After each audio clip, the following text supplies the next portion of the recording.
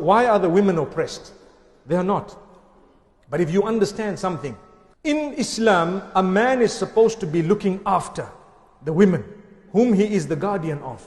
The closest male relative is supposed to be providing the basics for the females whom he is the closest to in terms of the Sharia. It's either a husband or an adult son or a father or a brother, if those are non-existent, meaning stage by stage, depending. If one is not there, then it goes to the other. If one has run away from his duty, it goes to the other. It doesn't mean you leave her on the street and so on. So a woman in actual fact does not really need money for anything that is necessity. If she has money, it's token for her own, I would term luxury. It's just hers. She doesn't actually have to look after someone with that wealth. She doesn't actually have to she's got no duties besides zakat to be paid with that wealth. But a man, if he has wealth, he's got duties, obligations. Obligations for what? Obligations upon those whom he is the guardian of. His children, his wife, maybe his mother if he is the son and so on.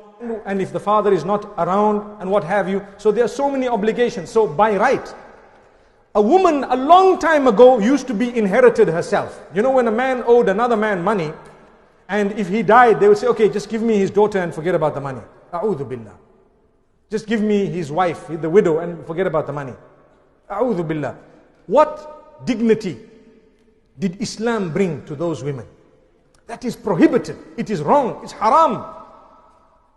So much so that even the marriages where someone says, I will marry your sister and you will marry my sister and we will cut out the dowry and so on. That's wrong, completely unacceptable. You can't do that.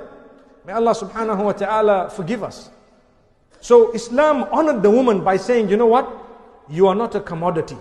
You are not a mere tool for business. Today if you take a look at women, they have been reduced to a tool of business. They want to advertise, for example, electric cables. And they'll have a naked woman next to it. Doing what?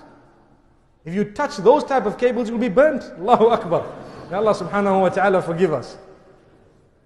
But they want, so to advertise anything, they have a woman. Why? Because she doesn't realize we've been reduced to a little tool of attraction. And this is why the women of the West, sometimes when they realize what's going on and they say, you know, I've been brought up just to impress and attract the opposite sex.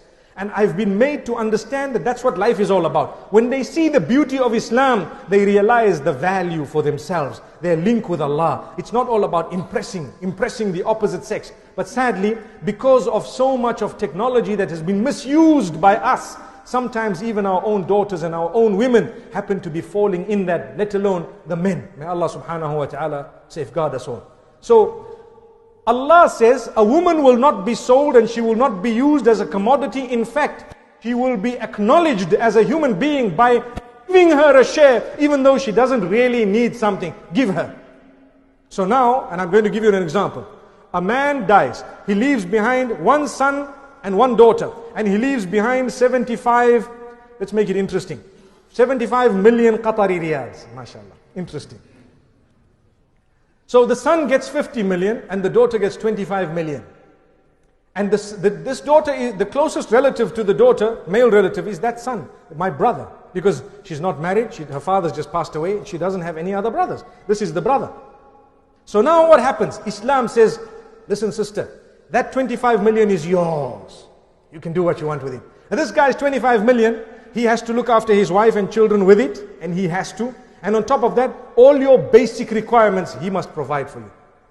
Allahu Akbar. Who has more money? Divide it. This guy has to divide his 50 million in 5 people, 10 million each. And that one, 25 million, I'm still sitting with it. And it's mine. Take a look at who got more. But people don't look as deep as that. And they find fault in the Quran because the men are not practicing upon that. We run away from our sisters. My sister, what will happen is when my dad dies, I'll try to steal even the 25 million from her. I will undervalue the property and say, oh sister, that property is only 1 million riyal. She says, oh, are you sure, my boy? Okay, no problem. And I know it's 10 million. I'm cheating her. She's a woman. A'udhu billah. This is what's going on in the ummah. So people are thinking bad of us, not because, Allahu Akbar, the Quran is wrong, not because, meaning there's no flaw in the Quran at all, but because we are the ones who are not practicing upon the teachings of Islam. And we don't even want to know them. So you are supposed to be looking after them.